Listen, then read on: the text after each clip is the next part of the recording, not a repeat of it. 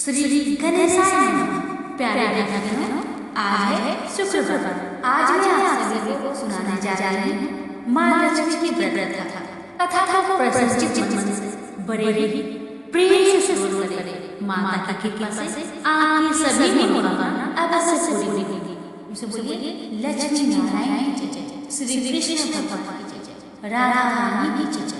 कथा एक समय महाराज युधिष्ठिर श्री कृष्ण भगवान से बोले, हे पुरुषोत्तम, नर अपने स्थान की पुनः प्राप्ति करने वाले और पुत्र आयु ऐश्वर्य तथा मनोवांछित फल देने वाले किसी एक व्रत को मुझसे कहें। तब भगवान श्री कृष्ण ने युधिष्ठिर से कहा, सतयुग के पावन में जिस समय दैत्यराज वृद्धराज ने देवताओं के स्वर्ग में प्रवेश किया, उस समय इंद्र ने यही प्रश्न नारद से किया। अब नारद जी ने कहा, हे इंद्र, पूर्व समय में अंत्य रमणीय पुरनंदन नामक नगर था। वहाँ धर्म अर्थ काम मोक्ष इन चारों पुरुषार्थों का उत्पत्ति होने के कारण संसार का भूषण था। उस नगर में मंगल नाम का राजा राज्य चलता था। उसकी दो रानियां थी, एक का नाम चील देवी तथा दूसरी का नाम चोल देवी था। एक समय राजा मंगल और रानी चोल देवी दोनों एक साथ महल से सट बैठे थे। वहां से उसकी दृष्टि समुद्र के जल से गिरे एक स्थान पर पड़ी। उसे देखकर अति प्रसन्नचित्त राजा ने हंसकर चोल देवी से कहा, हे चंचलाची, मैं तुम्हारे लिए नंदन भी ले जाने वाला एक बगीचा बनाऊंगा। राजा के बाकी को सुनकर रानी ने कहा, हे काका, ऐसा ही करके तदनुसार राजा ने उस स्थान पर एक बगीचा बनवा दिया। थोड़े ही समय में वह बगीचा अनेक वृक्षों, लता, फूलों तथा पंछियों से सम्पन्न हो गया। एक समय उस उद्यान में एक विकराल शरीर वाला मेघकुली शुकर आया। उसने वहां पर अनेक वृक्षों को तोड़ डाला तथा उस उद्यान को नष्ट कर दिया। कालतुल्य उस शुकर ने कई रखवाले को भी मार डाला। तब उद्यान के रक्षक भयभीत होकर राजा के पास और सब हाल कह सुनाया। यह बात सुनकर राजा ने अपनी सेना को आज्ञा दी कि शीघ्र जाकर शुकर को मार डाला। तदनंतर राजा भी हिम्मत वाले हाथी पर सवार होकर उद्यान की ओर चल पड़ा। सेना ने शुकर को चारों ओर से घेर लिया। तब राजा ने उच्च घोष कर कहा, इसके रास्ते से यह शुकर निकल जाएगा। मैं उस सिपाही से शत्रु के भागे काट डाला। लेकिन दुर्भाग्यवश वह शुकर उसी मार्ग से निकला जिस मार्ग पर राजा खड़ा था। राजा उस घोर वन में एकाग्रचित होकर उस शुकर को ढूंढ रहा था। एकाएक शुकर पर सामना हो ही गया। तब राजा ने बाण से उसे घायल कर दिया। बाण की लगी शुकर अपने अधर शरीर को छोड़कर दिव्य गंधर्व स्वरूप धारण कर विमान पर जा बैठा। गंधर्व बोला, हे महिपाल, आपका कल्याण हो। आपने मुझे शुकर योनि से सिखाया है। आपकी बड़ी कृपा। अब मेरा हाथ सुनिए। एक समय ब्रह्मा जी देवताओं से घिरे बैठे और मैं उनको तरह तरह के गुणों से गीत सुना रहा था। गाते गाते ताल स्वर से भटक गया। इसी कारण ब्रह्मा जी मुझे चित्ररथ गंधर्व को श्राप दे दे कि तू पृथ्वी पर जा शुकर होगा। जिस समय राजा और राजा मंगल तुझे अपने हाथों से मारेगा, उस समय तू शुकर योनि से छूटकर फिर इस गंधर्व योनि को प्राप्त होगा। आता है, हे महिपाल, मैं इस योनि में आया था। आज आपके हाथ से मरकर मैं शुकर योनि से छुटकारा पा गया। अब ये प्रसन्न होकर देवताओं को भी दुर्लभ एक वर दे देता। उसे स्वीकार कर धर्म अर्थ काम तथा मोक्ष को देने वाला यह महाराज व्रत। इसे करके आप सर्वभोज राजा हो जाए। अब प्रसन्नचित्त होकर अपनी राजधानी को जाइए। नारद जी कहते हैं, चित्ररथ गंधर्व तत्क्षण अंतर्ध्यान हो गया। राजा मंगल जो ही चलने को हुआ वैसे ही एक बड़बड़ बगल में भोजन के लिए दिखाई दिया। राजा ने बड़बड़ से पूछा, तुम कौन हो? यहाँ किस लिए आए हो? बड़बड़ बोला, मैं आपके राज्य के ब्राह्मण वाला तथा आपके साथ साथ यहाँ आया हूँ। मेरे लिए कोई कार्य हो तो मुझे बताइए। राजा ने कहा, आज से मैं तुम्हें नूतन बनूंगा। अगर यहाँ कोई जलसा हो तो मेरे लिए थोड़ा जल लाओ। बड़बड़ राजा को एक बरगद के वृक्ष के नीचे बैठा स्वयं घोड़े पर सवार जल लेने को आगे चल गया। थोड़ी दूर जाने पर उसे अति रमणीक तालाब दिखाई दिया, मानो स्वयं भगवान विष्णु एवं लक्ष्मी जी का निवास स्थान। वह तालाब स्वच्छ जल से भरा हुआ तथा कमल पुष्पों से सुशोभित हो रहा था।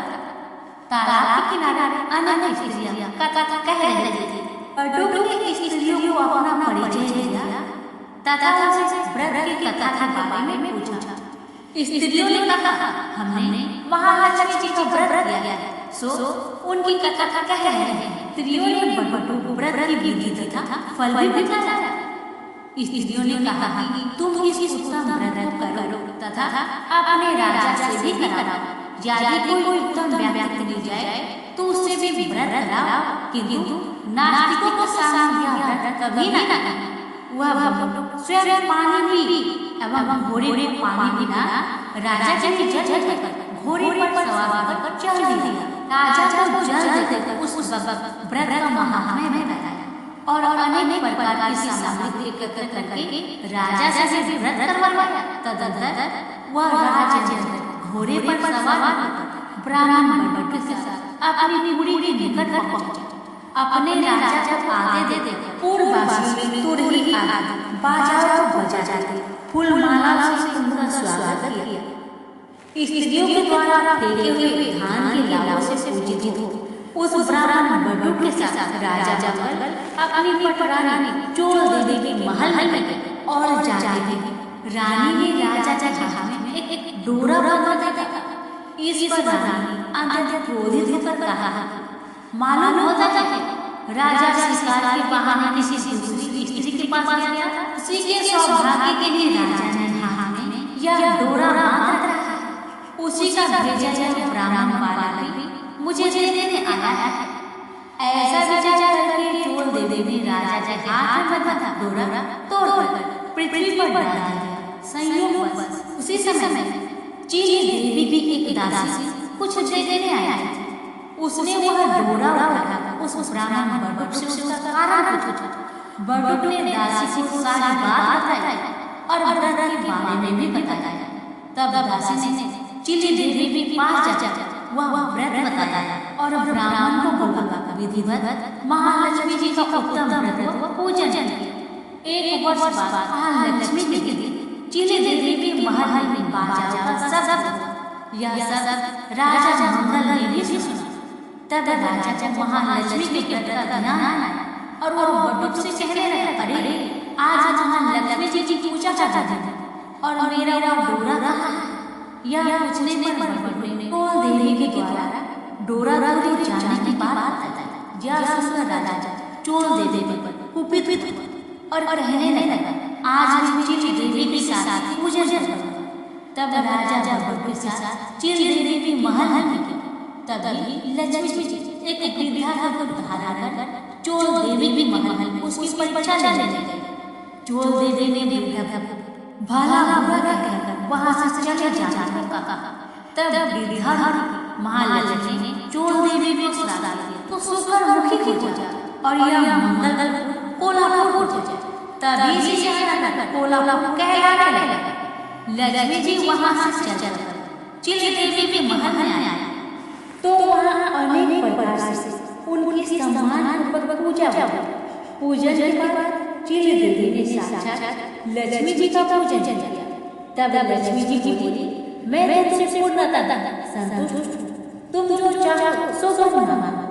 चील देवी ने कहा, हे सूर्येश्वरी, जो आपका उत्तम व्रत है उसका घरारा कभी न त्यागा तथा कथा पढ़े या श्रवण करें उसको भी आप मनोरंजित कर पाते। महालक्ष्मी तथा अंतर ध्यान राजा ने भी चिल देवी के साथ पूजन की। उसी समय ईर्ष्यावश चोल देवी भी चिल देवी के यहाँ चले गए, जबकि द्वार वालों ने बहुत मना किया। फिर भी एक चोल देवी ने वहाँ का हाल देखकर न जाने क्या सोचा और अंगिरा ऋषि के आश्रम में चले गए। महर्षि ने चोल देवी का पूर्ण चेहरा देखकर उससे महालक्ष्मी का पूजन करवाया। महालक्ष्मी की पूजन व व्रत के प्रभाव से वह लावण्य सुंदर स्त्री थी। किसी समय राजा ने सर खेलते हुए अंगिरा मुनि के आश्रम में सुंदर रूपयुक्त तथा चंचल नैनों वाली स्त्री को देखा। उसे देखकर राजा ने पूछा, यह दिव्य रूपधारी स्त्री कौन है? मुनि ने चोल देवी का सारा हाल बताकर उसे राजा को सौंप दिया। तब राजा नगर में आकर चोल देवी और चिल देवी के साथ अनेक प्रकार के सुख भोगने लगा। चिरकाल तक राजा सब दीपों से युक्त पृथ्वी पर राज करने लगा।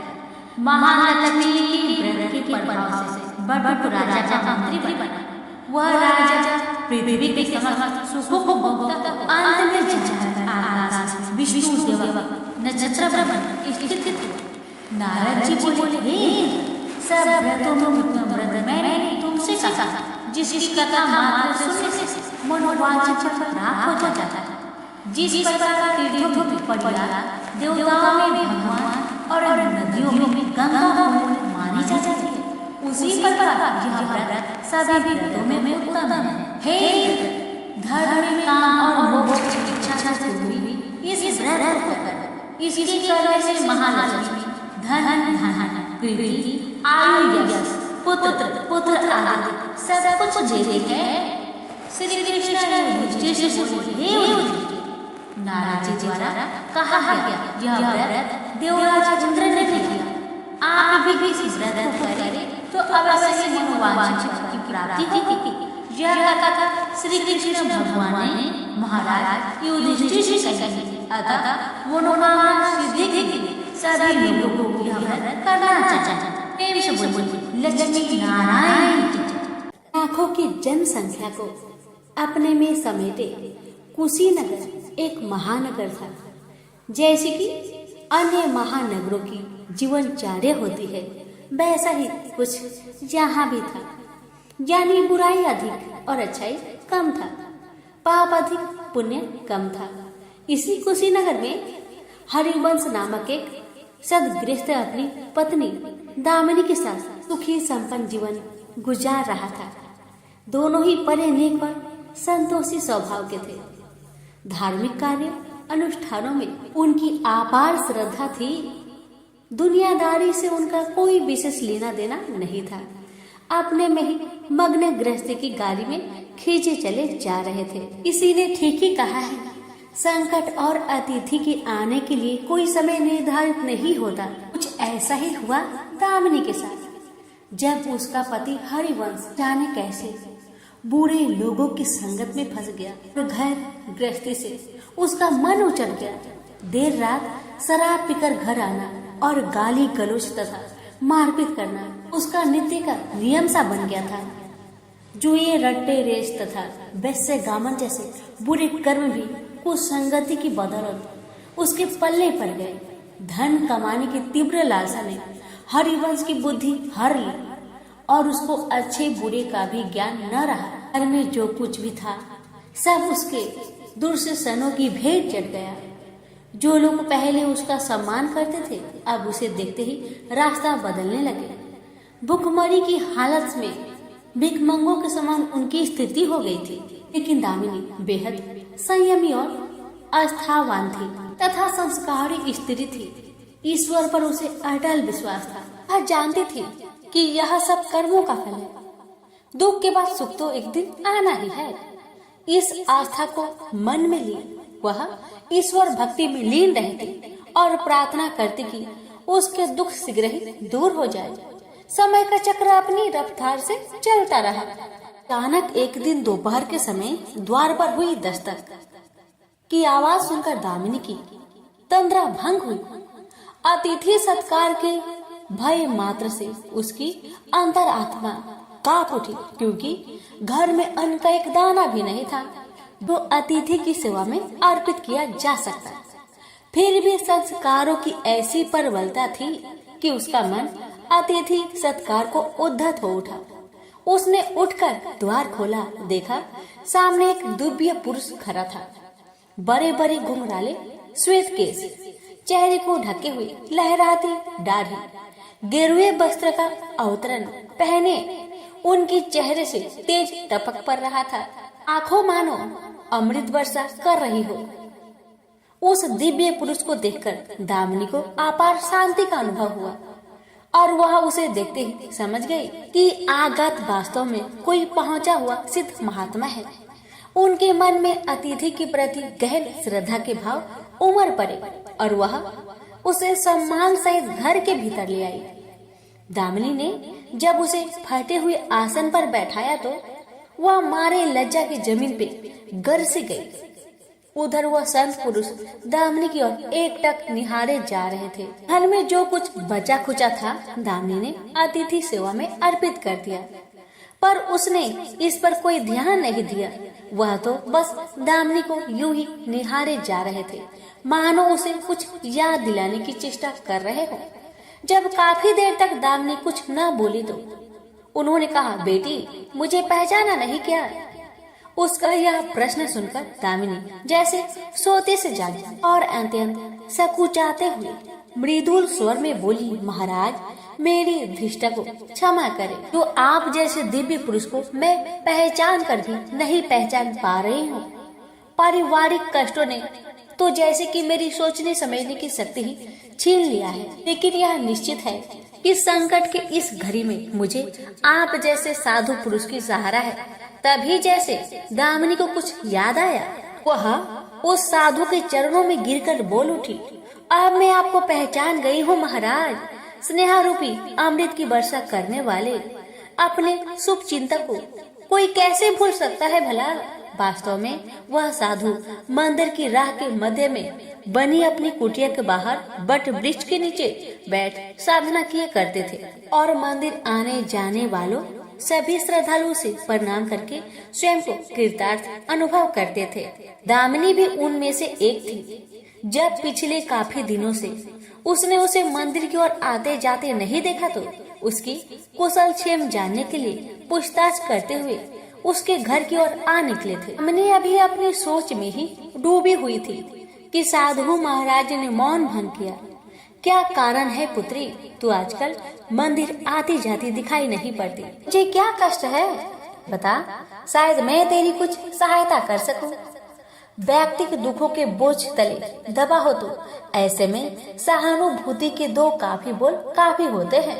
दामिनी भी खुद पर संयम नहीं रख पाई और बिखर कर रोने लगी।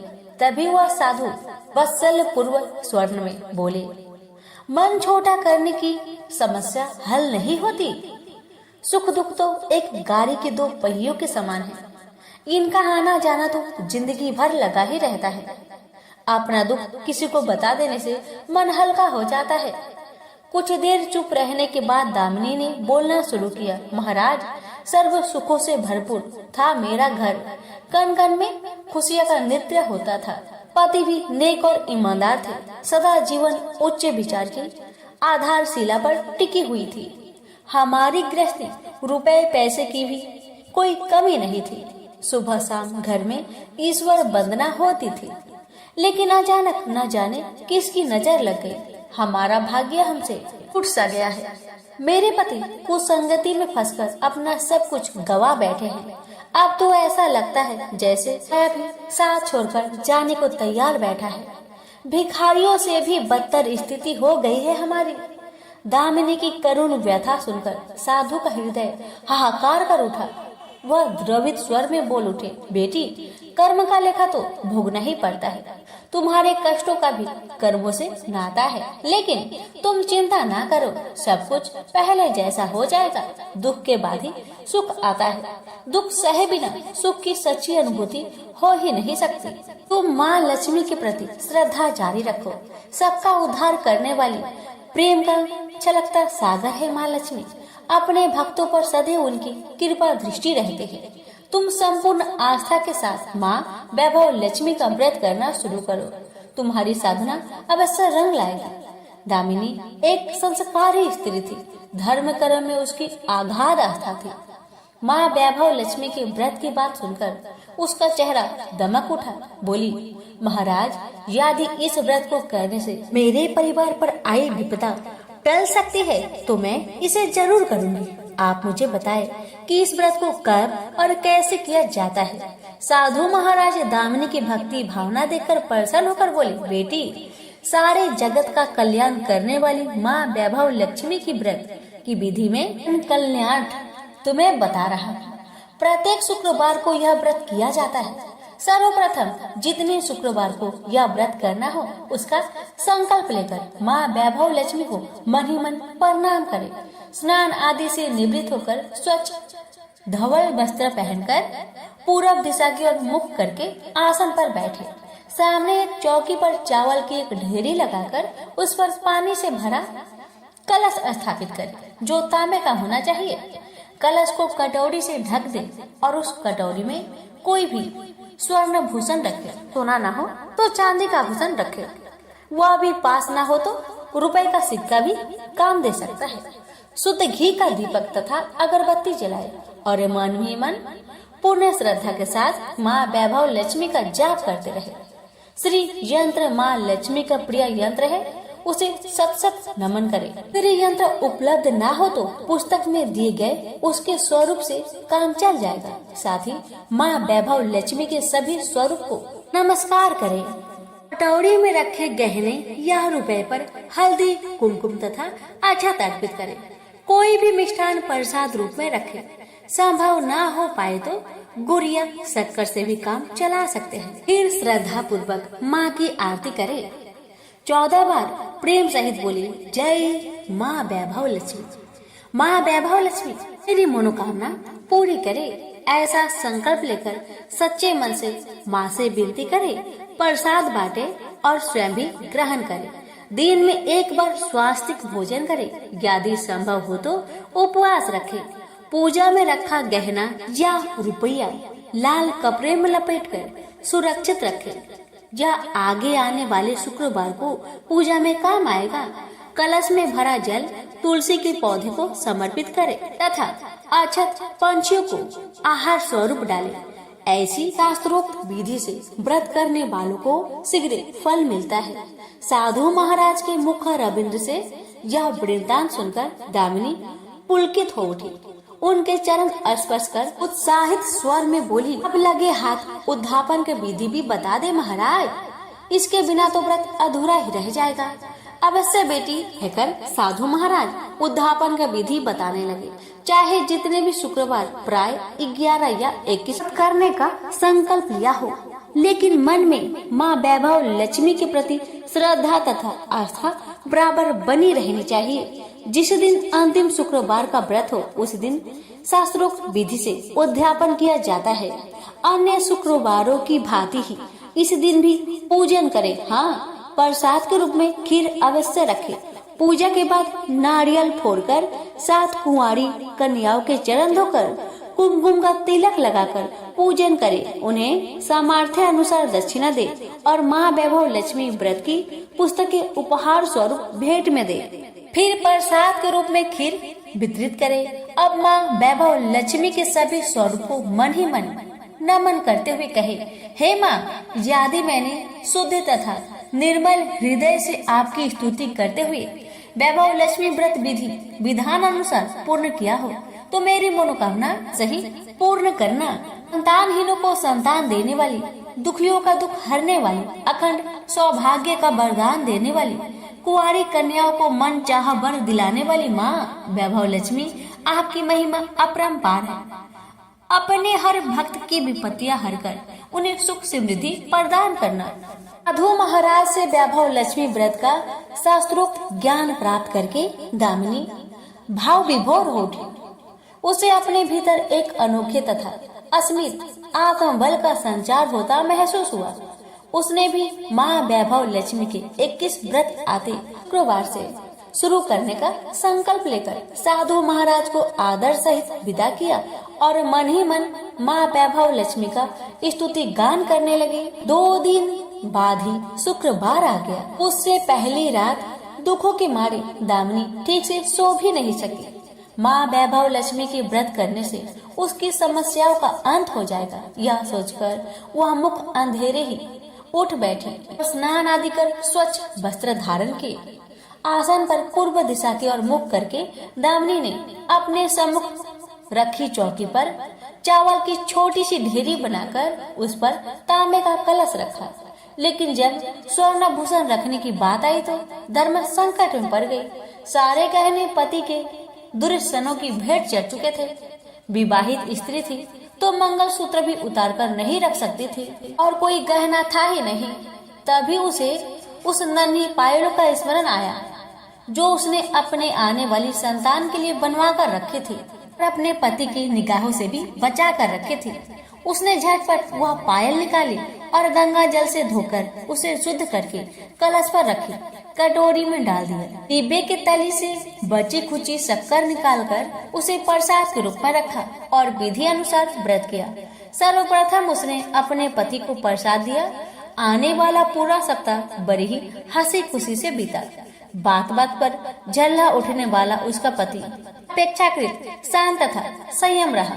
कोई मारपीट तथा कलेश घर में नहीं हुआ। इसे दामिनी ने माँ वैभव लक्ष्मी का चमत्कार समझा और मन ही मन उन्हें प्रणाम किया। वैभव लक्ष्मी के प्रति उसकी आस्था और भी बलवती हो गई। प्रकार शास्त्रोक्त विधि से दामिनी ने 20 शुक्रवार के व्रत पूरे कर लिए। इस बीच कई परिवर्तन हुए थे। उसका पति कुसंगति छोड़कर सीधे राह पर आ गया और उसका कामकाज भी जमने लगा था। घर में यदि किसी चीज की बहुतायत नहीं थी तो कमी भी नहीं रह गई थी। यह सब माँ वैभव लक्ष्मी के चमत्कार और दामिनी की आस्था का विश्वास का परिणाम था। 21वें शुक्रवार को व्रत का उद्यापन करना था। साधु महाराज के वचन अब भी मानो दामिनी के कानों में गूंज रहे थे। उनकी बताई विधि के अनुसार ही दामिनी ने शास्त्रोक्त विधि से उद्यापन किया। 7 कुंवारी कन्याओं को भोजन कराकर दक्षिणा दी।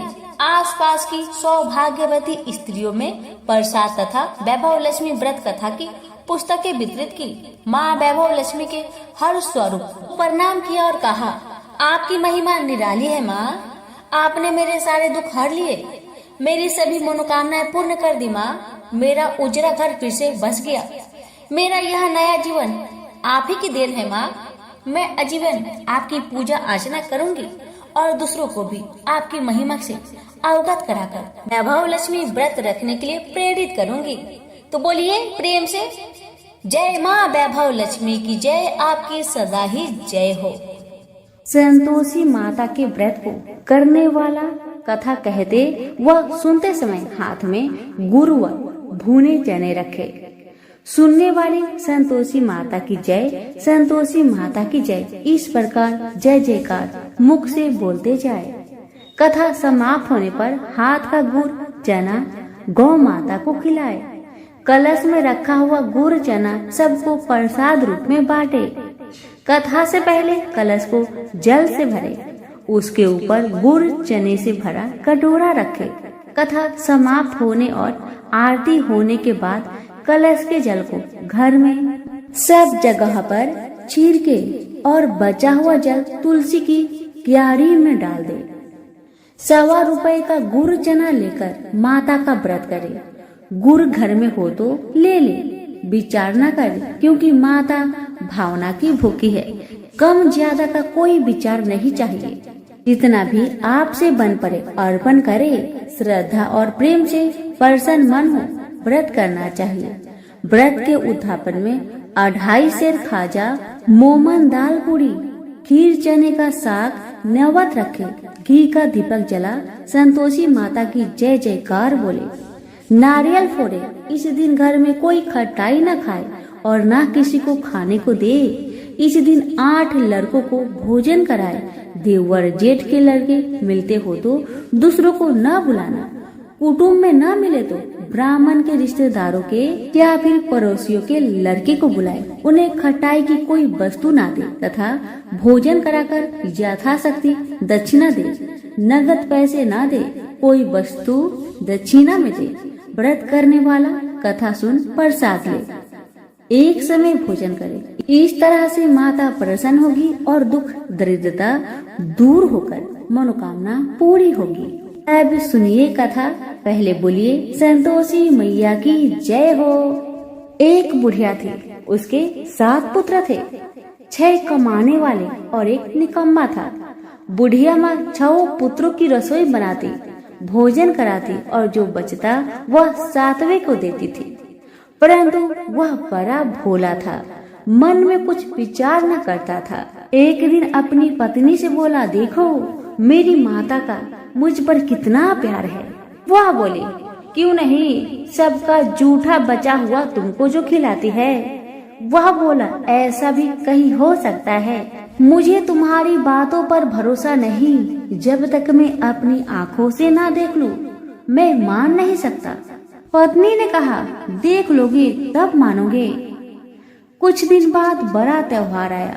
घर में 7 प्रकार के भोजन और चूरमा के लड्डू बने। वह जांचने को सिर दर्द का बहाना बनाकर पतला कपड़ा सिर पर ओढ़कर रसोई में सो गया और कपड़े में से सब कुछ टुकुर टुकुर देख रहा था। 6 भाई भोजन करने आए। उसने देखा माँ ने उनके लिए सुंदर सुंदर आसन बिछाए, 7 प्रकार की रसोई परोसी। वह आग्रह करके उन्हें जिमाती है। वह देखता रहा। 6 भाई भोजन करके उठे, तब जूठी थालियों में से लड्डू के टुकड़ा उठाकर एक लड्डू बनाया। जूठन साफ कर माँ ने उसे पुकारा, उठ बेटा, 6 भाई भोजन कर गए, अब तू ही बाकी है, उठ ना। कब खाएगा? वह कहने लगा, माँ मुझे भोजन नहीं करना, मैं परदेश जा रहा हूँ। माता ने कहा, कल जाता हो तो आज चला जा। वह बोला, हाँ हाँ आज ही जा रहा हूँ। यह कहकर वह घर से निकल गया। चलते समय पत्नी की याद आई। वह गौशाला में कंडे थाप रही थी। वह जाकर बोला, हम जावे परदेश को, आवेंगे कुछ काल, तुम रहियो संतोष से धर्म अपनो पाल। वह बोली, जाओ पिया आनंद से, हमरो सोच हटाए, राम भरोसे हम रहे, ईश्वर तुम्हें सहाय।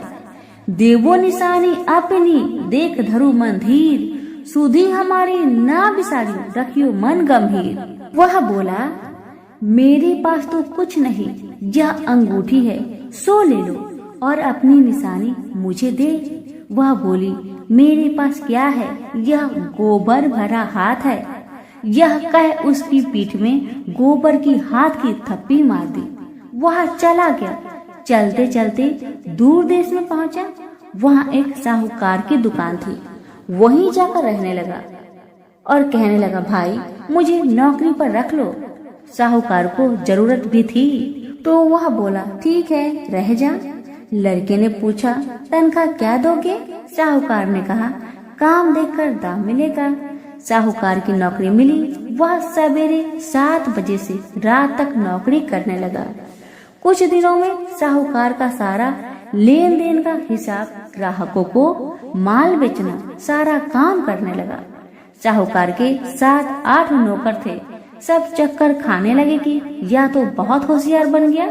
सेठ ने भी काम देखा और 3 महीने में उसे आधे मुनाफे का साझीदार बना दिया और 12 बरस में नामी सेठ बन गया और मालिक सारा कारोबार उसके ऊपर छोड़कर बाहर चला गया।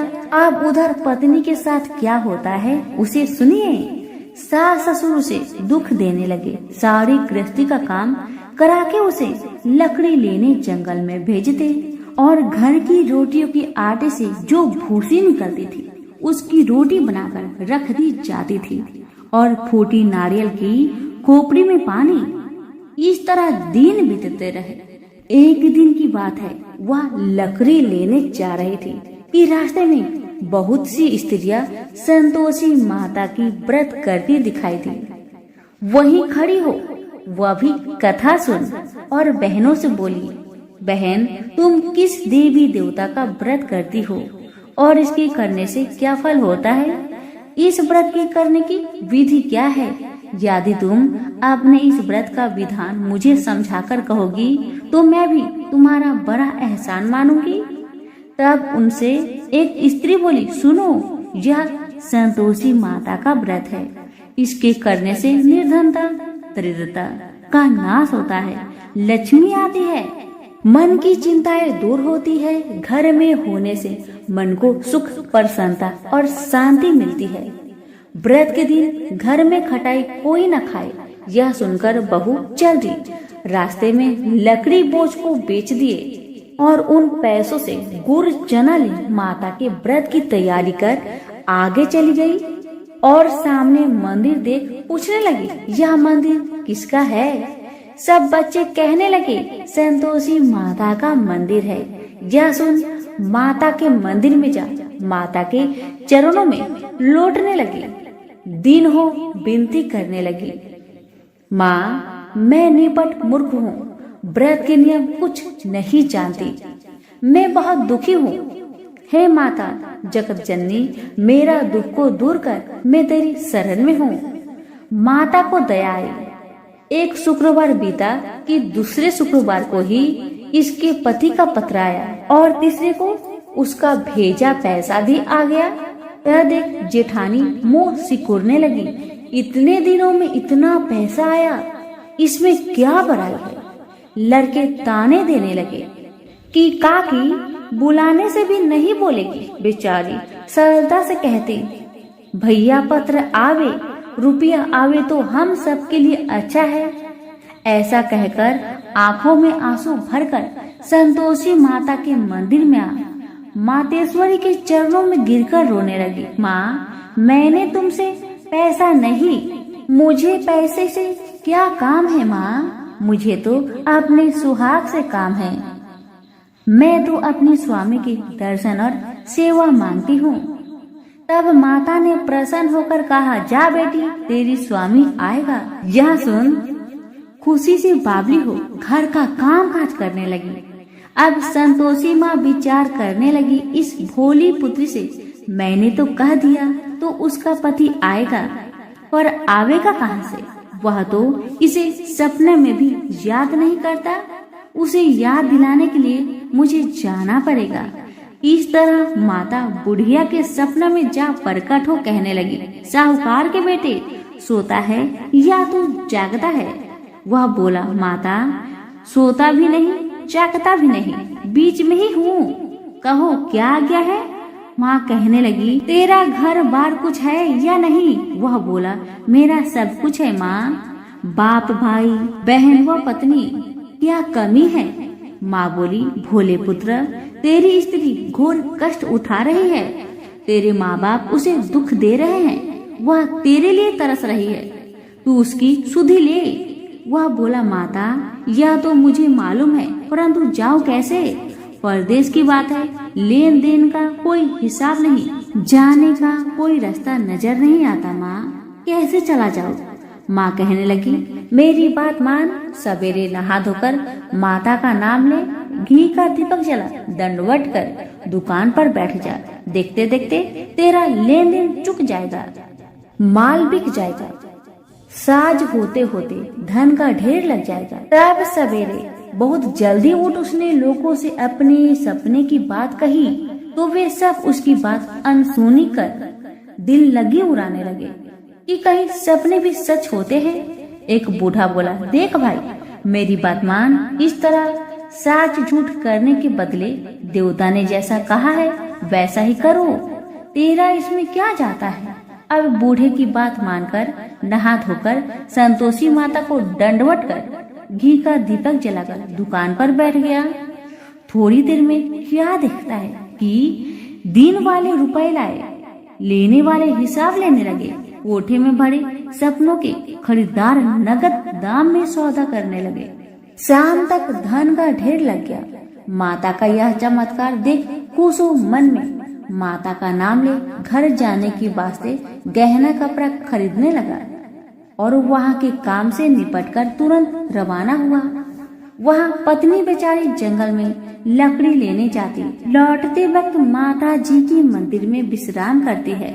वह तो उसका रोज रुकने का स्थान ठहरा। दूर से धूल उठती देखकर वह माता से पूछती है, हे माता, यह धूल कैसे उड़ रही है? माँ कहती है, हे पुत्री, तेरा पति आ रहा है। अब तू ऐसा कर, लकड़ियों के 3 बोझ बना ला। एक नदी के किनारे रख, दूसरा मेरे मंदिर पर और तीसरा अपने सिर पर रख। तेरे पति को लकड़ी का गट्ठा दिख मोह पैदा होगा। वह वहाँ रुकेंगे, नाश्ता पानी बना खा पीकर माँ से मिलने जाएगा। तब तू लकड़ी का बोझ उठाकर जाना और बीच में चौक के गट्ठा डालकर 3 आवाजें लगाना। लो सासू जी, लकड़ियों का गट्ठा लो, भूसे की रोटी दो, नारियल के खोपरे में पानी दो, आज मेहमान कौन आया है? माँ की बात सुन उसने कहा, बहुत अच्छा माता, कहकर प्रसन्न हो लकड़ियों के 3 गट्ठे ले आई। एक नदी के तट पर, एक माता के मंदिर पर रखा। इतने में ही मुसाफिर आ पहुंचा। सूखी लकड़ी देख उसके पति की इच्छा हुई कि यही निवास करे और भोजन बना खा पीकर गांव जाए। इस प्रकार भोजन बना, विश्राम करके वह गांव को गया। जब वह सबसे प्रेम से मिल रहा था, उसी समय पत्नी सिर पर लकड़ी का गट्ठा लिए आती है। लकड़ी की भारी बोझ आंगन में रखकर जोर से 3 आवाज देती है। लो सासू जी, लकड़ी का गट्ठा लो, भूसे की रोटी दो, नारियल के खोपरे में पानी दो, आज कौन मेहमान आया है? यह सुनकर उसकी सास अपने दिए हुए कष्टों को भुलाने हेतु कहती है, बहू ऐसा क्यों कहती है? तेरा मालिक ही तो आया है। आ बैठ जा, मीठा भात खा, भोजन कर, कपड़े गहने पहन। इतने में आवाज सुन उसका स्वामी बाहर आता है और अंगूठी देख व्याकुल हो माँ से पूछता है, माँ यह कौन है? माँ कहती है, बेटा यह तेरी पत्नी है। आज 12 वर्ष हो गए जब से तू गया है, तब से सारे गांव में जानवर की तरह भटकती रहती है। काम काज घर का कुछ नहीं करती है, 4 समय आकर खा जाती है। अब तुझे देखकर भूसी की रोटी और नारियल के खोपरे में पानी मांगती है। वह लज्जित हो बोला, ठीक है माँ, मैंने इसे भी देखा है और तुम्हें भी देखा है। अब मुझे दूसरे घर की ताली दे दो, उसमें रहूं। तब माँ बोली, ठीक है बेटा, तेरी मर्जी। इतना कहकर ताली का गुच्छा पटक दिया। उसने ताली लेकर दूसरे कमरे में, जो तीसरी मंजिल के ऊपर था, उसे खोलकर सारा सामान जमाया। एक दिन में ही वहाँ राजा के महल जैसा ठाट बाट बन गया। अब क्या था, वो दोनों सुखपूर्वक रहने लगे। इतने में अगला शुक्रवार आया। बहू ने अपने पति से कहा कि मुझको माँ का उद्यापन की तैयारी करना है, और इतना कहकर तैयारी करने लगी। जेठ के लड़कों को भोजन के लिए कहने गई। उन्होंने मंजूर किया, परंतु पीछे जेठानी बच्चों को सिखाती है, देखो रे, भोजन के समय खटाई मांगना, जिससे उसका उद्यापन पूरा ना हो। लड़के जीवने आए, खीर पेट भर खाए, परंतु याद आते ही कहने लगे, हमें कुछ खटाई दो, खीर खाना हमें भाता नहीं, खीर देखकर तो हमें अरुचि होती है। बहू कहने लगी, खटाई किसी को नहीं दी जाएगी, यह तो संतोषी माता का प्रसाद है। लड़के उठ खड़े हुए और बोले, पैसे लाओ। भोली बहू कुछ जानती नहीं थी, सो उन्हें पैसे दे दिए। लड़के उसी समय उठ इमली लाकर खाने लगे। यह देखकर संतोषी माता बहू पर क्रोधित हुई। राजा के दूत उसके पति को पकड़ कर ले गए। जेठ जेठानी मन माने खोटे वचन कहने लगे। लूट लूट कर धन इकट्ठा कर लाया था, सो राजा के दूत उसको पकड़ कर ले गए। अब सब मालूम पड़ जाएगी जब जेल की मार खाएगा। बहू से वचन सहन नहीं हुए। वह रोती रोती माता के मंदिर में गई और बोली, हे माता, तुमने ये क्या किया? मुझे हंसाकर अब क्यों रुलाती हो माँ? तब माता बोली, पुत्री, तूने उद्यापन करके मेरा व्रत भंग किया, इतनी जल्दी सब बातें भुला दी। वह कहने लगी, माता, भूली तो नहीं हो, न कुछ अपराध किया है, मुझे तो लड़कों ने भूल में डाल दिया, मैंने भूल से उन्हें पैसे दे दिए, मुझे क्षमा करो माँ। मुझे क्षमा करो। माँ बोली, ऐसे कहीं भूल होती है। वह बोली, माँ मुझे माफ कर दो माँ, मैं फिर से तुम्हारा उद्धापन करूंगी। माँ बोली, अब भूल जा पुत्री, तेरा मालिक तुझे रास्ते में ही आता मिलेगा। वह घर को चली। रास्ते में उसका पति आता मिला। उसने पूछा, तुम कहाँ गए थे? तब वह कहने लगा, इतना धन जो मैं कमाया हूँ उसका टैक्स राजा ने मांगा था, वह भरने गया था। वह प्रसन्न हो बोली, भला हुआ, अब घर चलो। कुछ दिन बाद फिर शुक्रवार आया। वह बोली, मुझे माता का उद्धापन करना है। पति ने कहा, करो फिर। जेठ के लड़कों से भोजन को कहने गई। जेठानी ने एक दो बातें सुनाई और लड़कों को सिखा दिया कि तुम पहले ही खटाई मांगने लगना। लड़के कहने लगे, हमें खीर खाना नहीं भाता, जी बिगड़ता है, कुछ खटाई खाने को देना। वह बोली, खटाई खाने को नहीं मिलेगा, खाना हो तो खाओ, अन्यथा तुम जा सकते हो। वह बेचारी ब्राह्मण के लड़कों को लाकर भोजन कराने लगी। यथाशक्ति दक्षिणा की जगह एक एक फल उन्हें दिया। इससे संतोषी माँ प्रसन्न हुई। माता की कृपा होते ही 9वें मास उसको चंद्रमा के समान सुंदर पुत्र उत्पन्न हुआ। पुत्र को लेकर प्रतिदिन माता जी के मंदिर जाने लगी। माँ ने सोचा कि वह रोज आती है, क्यों ना मैं इसके घर चलूं, इसका आसरा देखूं तो सही। यह विचार कर माता ने भयानक रूप बनाया। गुड़ और चने से सना, मुख ऊपर सूर्य के समान होठ, उस पर मक्खियां भिनभिना रही थी। दहलीज में पांव रखते ही उसकी सास चिल्लाई, देखो रे, कोई चुड़ैल चली आ रही है, लड़कों इसे भगाओ नहीं तो किसी को खा जाएगी। लड़के डरने लगे और चिल्लाकर खिड़की बंद करने लगे। बहू रोशनदार से देख रही थी, पर संता से पागल होकर चिल्लाने लगी, आज मेरी माँ आई है, आज मेरी माँ मेरे घर को आई है। यह कहकर बच्चे को दूध पीने से हटाती है। इतने में सास का क्रोध फूट पड़ा। बोली, रांड, इसे देखकर कैसी उतावली हुई जो बच्चे को पटक दिया।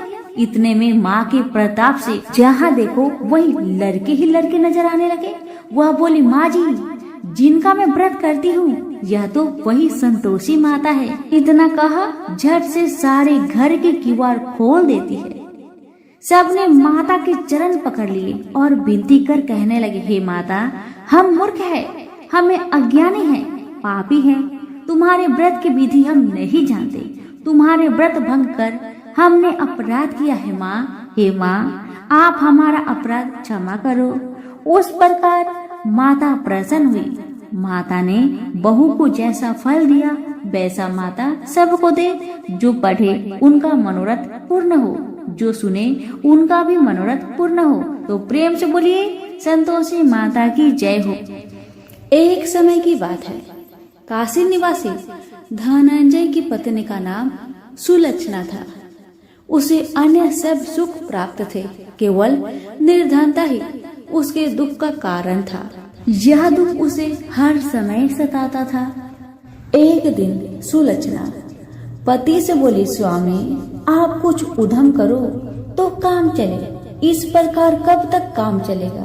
सुलक्षणा की बात धनंजय के मन में बैठ गया और वह उसी दिन विश्वनाथ शंकर जी को प्रसन्न करने के लिए बैठ गया और कहने लगा, हे देवाधिदेव विश्वेश्वर, मुझे पूजा पाठ कुछ नहीं आता, केवल आपके भरोसे बैठा हूँ। इतनी विनती करके वह 2-3 दिन भूखा प्यासा बैठा रहा। यह देखकर भगवान शंकर ने उसके कान में अन्नपूर्णा अन्नपूर्णा अन्नपूर्णा इस प्रकार 3 बार कहा। यह कौन क्या कह गया? इसी सोच में धनंजय पड़ गया कि मंदिर से आते जाते ब्राह्मण को देखकर पूछने लगा, पंडित जी, अन्नपूर्णा कौन है? ब्राह्मणों ने कहा, तू अन्न छोड़कर बैठा है, सो तुझे अन्न की ही बात सूझती है, जा घर जाकर अन्न ग्रहण कर। धनंजय घर गया, स्त्री से सारी बात कही।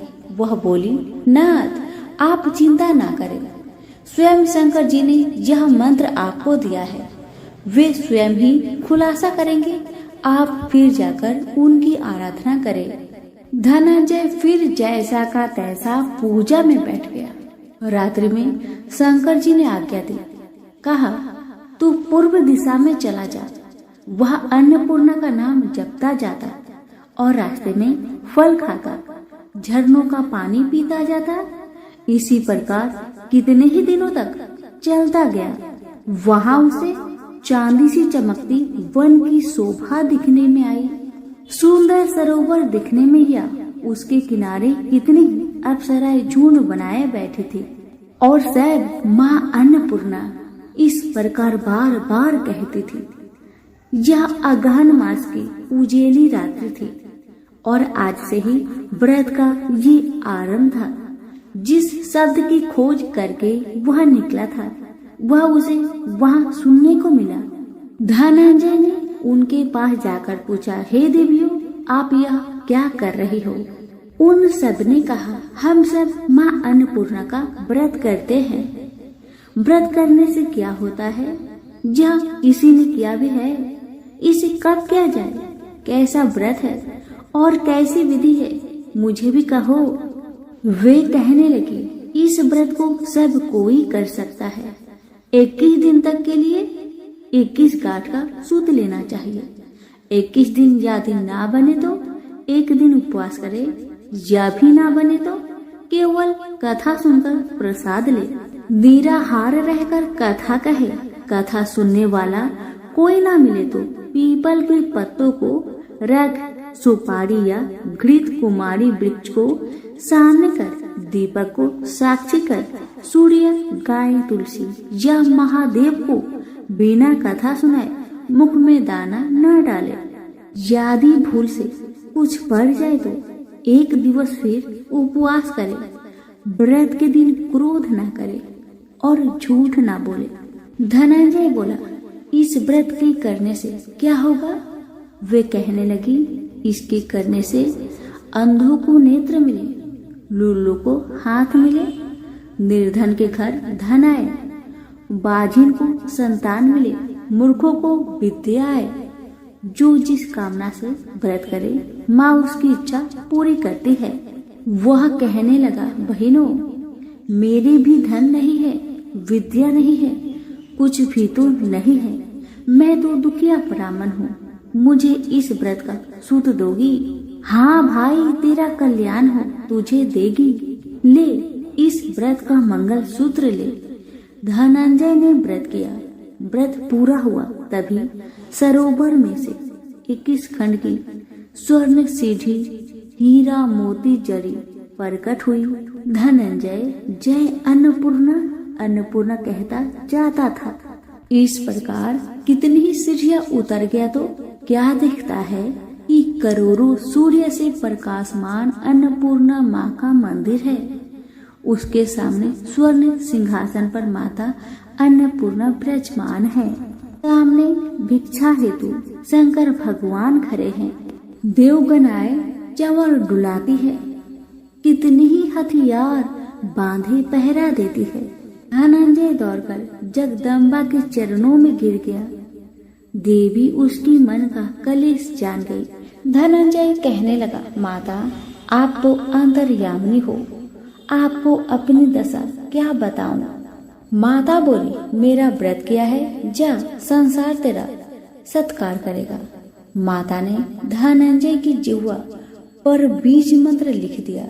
अब तो उसके रोम रोम में विद्या प्रकट हो गई। इतने में क्या देखता है कि वह काशी विश्वनाथ के मंदिर में खड़ा है। माँ का वरदान ले धनंजय घर आया।